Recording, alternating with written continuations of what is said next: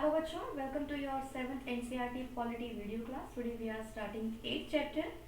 In this chapter we will focus on aspect of life and commercial cycles associated with the markets.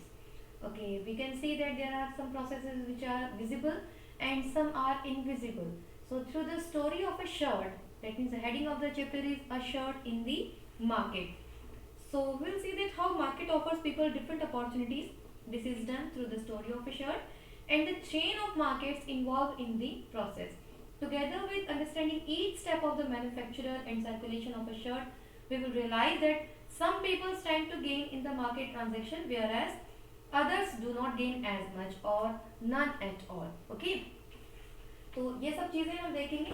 As you know that type of market you can say, as the word is here market, chain of market, you can see there are some weekly market, कुछ जो होते हैं weekly markets होते हैं जो हफ्ते भर में लगते हैं और उस हफ्ते भर में जो है लोग मार्केट जैसे संडे हाट हम कहते हैं ना, तो वहाँ पर सारी चीज़ों की शॉपिंग आप कर सकते हैं. या आप देखते हैं मॉल्स होते हैं, मॉल में आप देखते हो एक ही रूफ के नीचे आपको अलग अलग चीज़ें मिल जाती हैं बड़े इजीली, अलग अलग ब्रांड्स की आपको चीज़ें मिल जाती हैं, है ना. तो मॉल आप कह लें, शॉपिंग कॉम्प्लेक्स आप कह लें, तो ये सब जो चेन है मार्केट की एक दूसरे के साथ जुड़ी हुई है. अल्टीमेटली हम देखें तो जैसा कि हम ऑलरेडी पढ़ चुके हैं कि रॉ मटेरियल जो होता है, रॉ मटेरियल से ही फाइनल प्रोडक्ट जो है वो बनता है ना. In your previous process classes also you have studied about this. तो the journey of this raw material to final product goes through various steps. अलग अलग जो स्टेप्स हैं, अलग अलग जो लेवल्स हैं, उनके थ्रू होती हुई ये चली जाती है. जैसे रॉ मटेरियल यानी कि जो किसान है वो किस तरीके से फसल उगाता है. जैसे यहाँ पर हम शर्ट की बात करेंगे, है ना, तो शर्ट किससे बन रही है? फाइबर से. उस फाइबर में हम किसकी बात कर रहे हैं? कॉटन की हम बात कर रहे हैं. ओके, तो कॉटन से किस तरीके से जो है यार्न्स बनते हैं, यार्न से फिर किस तरीके से विविंग होती है, कपड़ा बुना जाता है, विविंग से किस तरीके से फिर जो हम देखेंगे मैन्युफैक्चरिंग होती है, मैन्युफैक्चरिंग से किस तरीके से जो शर्ट बनती है, और शर्ट फिर किस तरीके से मार्केट में पहुंचती है. तो आप जब एक शर्ट परचेज करते हो, है ना, आपको कितने की मिलती है शर्ट? कोई 600 की मिलती है, कोई 1200 की मिलती है ना, डिपेंडिंग ऑन द ब्रांड.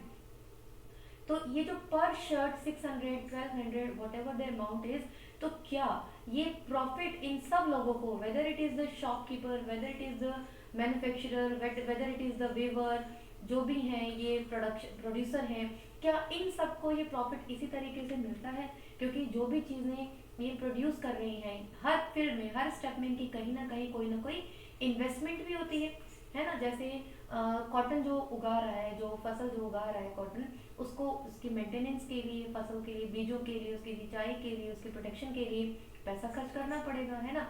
फिर जो उसकी विविंग होगी, फाइबर बनेंगे, कपड़ा बुना जाएगा, उसके लिए मशीनें लगानी पड़ेंगी, लेबर चाहिएगी, जगह चाहिएगी, उस पर भी इन्वेस्टमेंट करना पड़ेगा. फिर इनसे जो ट्रेडर्स हैं वो कपड़ा खरीदेंगे, उस खरीदे हुए कपड़े को ट्रांसपोर्ट करेंगे, स्टोर करेंगे, उन सब में इनका खर्चा लगेगा. फिर जो शॉपकीपर है वो अपना जो शोरूम है उसका इन्वेस्टमेंट देखेगा, उसका किराया है, उसकी जो भी एक्सपेंसेस हैं वो सब वो वहीं से तो निकालेगा, तो वहीं वहाँ भी उसको कुछ ना कुछ इन्वेस्टमेंट करनी पड़ी है. तो ओवरऑल जो शर्ट का जो प्राइस रखा जाएगा वो इस तरीके से रखा जाएगा कि जो इसकी कॉस्ट है यानी कि जो इसका इन्वेस्टमेंट है उस वो पूरा हो जाए और साथ ही साथ इसका जो प्रॉफिट है वो भी बन जाए. भाई तभी तो फायदा होगा. मैंने किसी चीज़ के अंदर 100 रुपये लगाए हैं, इन्वेस्ट किए हैं, अगर मुझे 150 नहीं मिलते हैं तो मुझे उस चीज़ का क्या फ़ायदा होगा, है ना. तो मेरी कुछ तो अर्निंग होनी चाहिए. 50 रुपीज़ मेरे पास अर्न होंगे, इसमें से मैं कुछ सेव करूंगी तभी तो मैं आगे उसमें से कुछ लगा पाऊंगी. ठीक है, तो यही सब चीज़ें जो है आपको इस चैप्टर के अंदर बताई जाएंगी. A shirt in the market. So let's start the reading. This chapter tells us the story of a shirt. It begins with the production of cotton and ends with the sale of the shirt. We shall see that a chain of market links the producer of cotton to the buyer of the shirt in the supermarket. Buying and selling takes place at every step in the chain. Does everyone benefit equally from this or do some people benefit more than the others? यही सब चीजें हम इसमें देखने वाले हैं. Okay, चलिए सबसे पहले हम स्वप्ना एक फार्मर है, कॉटन फार्मर है, उसका एग्जांपल लेकर के चलेंगे. जो कुर्नूल आंध्र प्रदेश का जो एरिया है वहाँ पर स्वप्ना जो है कॉटन उगाती है. छोटे से उसके पास ज़मीन है और जो कॉटन के प्लांट्स हैं वो तैयार हो गए हैं और कुछ जो है वो पूरी तरीके से बर्स्ट हो चुके हैं. तो स्वप्ना जो है वो कॉटन पिक करने में बिजी है. तो जो कॉटन की बॉल्स होती हैं वो एक साथ बर्स्ट नहीं होती हैं, धीरे धीरे होती हैं, तो काफ़ी लंबा समय जो है इसको लगता है। तो जब पूरी कॉटन कलेक्ट हो जाती है तो स्वप्ना जो है इसको कुरनूल के कॉटन मार्केट में बेचने की बजाय अपने हस्बैंड के साथ जो लोकल ट्रेडर है उस एरिया का उनके पास बेचने जाती है। क्यों बेचने जाती है?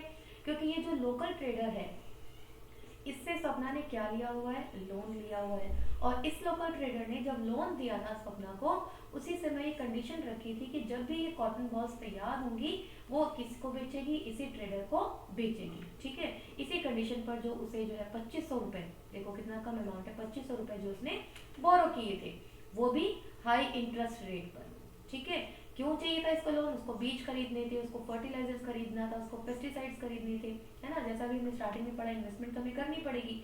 तो उस सब के लिए जो लोन लिया था उसने इस लोकल ट्रेडर से लिया था, और उसको पूरा करने के लिए जो कंडीशन उसने रखी थी, साथ ही रखी थी कि वो कॉटन बॉल इसी को बेचेगी। ठीक है, he made her promise to sell all her cotton to him. तो जब ये कॉटन के बैग्स को वेट करवाता है तो अपने हिसाब से जो रेट वो देता है, कितने देता है देखो, 1500 रुपीज जो है पर क्विंटल के हिसाब से जो इसको दे देता है। ठीक है, at a price of rupees 1500 पर क्विंटल द कॉटन फैचेस रुपीज 6000, यानी कि उसको टोटल जो है कितनी अर्निंग हो जाती है स्वप्ना को? 6000 की। अब इस 6000 में से जो है ये जो लोकल ट्रेडर था, अपने 2500 तो इसने लोन लिया था और 500 रुपए जो इसका इंटरेस्ट लग गया। ठीक है, तो कितने हो गए? 3000 रुपए। तो 3000 रुपये अपने काट के रिमेनिंग जो 3000 है वो इसको दे देता है। और सपना जो है वो बहुत सरप्राइज होते, भाई 3000 ही? भी मैंने तो इतनी मेहनत की है, इतने टाइम से भी जो है मैं खेत में काम कर रही हूँ, मेहनत कर रही हूँ, उसके बदले सिर्फ 3000 रुपये। वो सोचती है अगर ये तो मैं डेली वेजेस पर अगर मैं काम करती तो भी मुझे इससे ज्यादा मिल जाता। लेकिन जो स्वप्ना है वो मजबूर है। क्यों? क्योंकि जो ये लोकल ट्रेडर है ये टाइम टू टाइम इनको जो है वो लोन देता है, क्योंकि जब फसल नहीं होती उस समय इनकी ज़रूरतें पूरा करने के लिए सिर्फ किस पर डिपेंड करते हैं? लोन के ऊपर। और वो लोन इसे किससे मिलता है? उस लोकल ट्रेडर से ही मिलता है। तो टाइम टू टाइम जो भी पैसों की ज़रूरत होती है इसके थ्रू इनकी पूरी हो पाती है। और साथ ही साथ ये जो लोकल ट्रेडर है ये जो है काफ़ी प्रोमिनेंट पर्सनैलिटी है, इसकी जान पहचान बहुत अच्छी है। तो जो स्वप्ना है और उसके जैसे बहुत सारे जो फार्मर हैं वो मजबूर हैं कि वो इन लोकल ट्रेडर्स को ही अपनी फसल बेचे, चाहे उसके उनको रेट कम मिले। क्योंकि सपना को पता था कि अगर वो बाहर कहीं इसको बेचती तो उसको 1800 पर क्विंटल का रेट आराम से मिल जाना था। लेकिन उसने उसे आर्ग्यूमेंट नहीं किया। क्यों? क्योंकि वो एक पावरफुल मैन था गांव का। Farmers have to depend on him for loans, not only for cultivation. लेकिन उनकी जो दूसरी ज़रूरतें हैं, जैसे कोई बीमार हो गया, बच्चों की फीस है, उन सब के लिए भी उनको पैसों की ज़रूरत होती है। Also there are times in the year when there is no work and no income for the farmer, so borrowing money is the only means of survival. और इसीलिए किन पर डिपेंड करते हैं? इन लोकल ट्रेडर्स पर ही डिपेंड करते हैं। ठीक है, तो यही कहानी है सपना और ऐसे बहुत सारे दूसरे जो फार्मर्स हैं उनकी। ठीक है, अब देखो कॉटन जो है वो तैयार हो गई। अब क्या होगा? कॉटन बिक गई, कॉटन कहाँ जाएगी? अब मार्केट में जाएगी। अब देखो आगे क्या होगा। The cloth market of Erode. अब इरोड की कहानी बताइए, तमिलनाडु की। ठीक है, जो लार्जेस्ट क्लॉथ मार्केट है वर्ल्ड का। A large variety of cloth is sold in this market.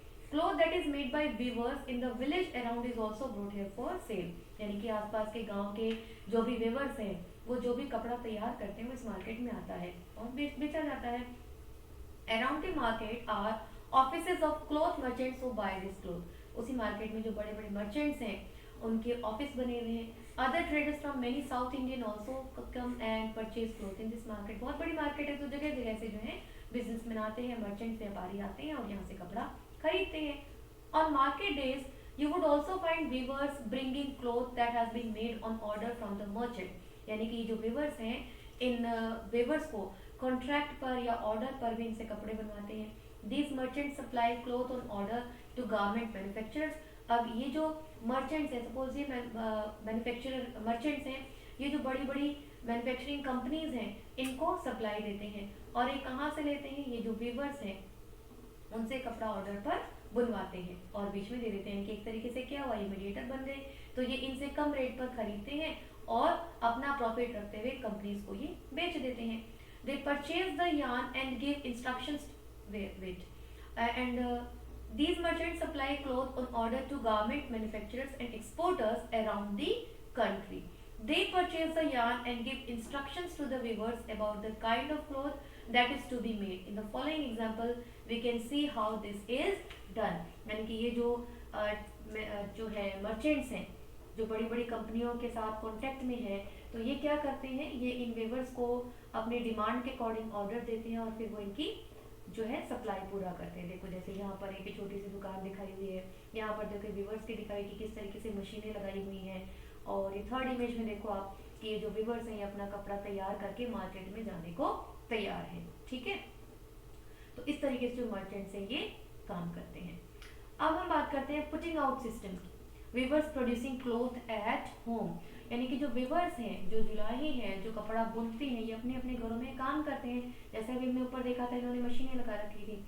The merchant distributes work among the weavers based on the orders he has received for cloth, यानी कि इन मर्चेंट्स को जो व्यापारी हैं, जो middle man हम जिन्हें कह रहे हैं ना, तो ये जो मिडिल मैन है ये क्या करते हैं, अपनी अपनी कंपनियों के अकॉर्डिंग जो भी ऑर्डर इनको मिला है अलग अलग वीवर्स को काम दे देते हैं। भाई एक को तो इतना सारा काम नहीं दे सकते, तो इनके जो खास होते हैं यानी कि जो परमानेंट आप कह सकते हैं उनको ये काम बांट देते हैं।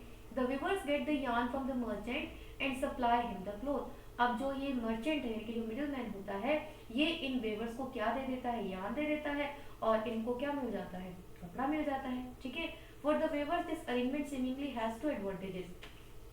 अब वेवर जो है इसको फेवरेबल क्यों मानते हैं, क्योंकि इनको यान के लिए मार्केट नहीं जाना पड़ता। ठीक है, इकट्ठा यान मिल जाता है इनको, और जो कपड़ा जो इनका तैयार करते हैं ये वो डायरेक्टली उसको बेच देते हैं, उसके लिए भी मार्केट जाना नहीं पड़ता। या जो हम देखें जो कोई भी पैसा खर्च इनको नहीं करना पड़ता है, कोई खरीदार नहीं ढूंढना पड़ता, डायरेक्ट कॉन्टेक्ट होता है। ठीक है, तो उनके लिए ईजी रहता है। Weavers know from the outside what cloth they should make and how much of it is to be woven, और जो भी रिक्वायरमेंट होती है उसके अकॉर्डिंग ये बना देते हैं। However, this dependence on the merchants both for raw material and market means that the merchants have a lot of power. यानी कि जो मर्चेंट जो मिडिल मैन है उसके पास क्या हो गई, पावर ज्यादा हो गई। क्यों, क्योंकि वो अपनी मर्जी से इनसे काम करवाएगा, जितना यान उनको देगा उतना ही क्लोथ जो है उसको वापस मिलेगा, लेकिन इसके बदले जो यान के जो रेट हैं वो अपने हिसाब से फिक्स करेगा। क्यों, क्योंकि इसको अपना प्रॉफिट भी देना है।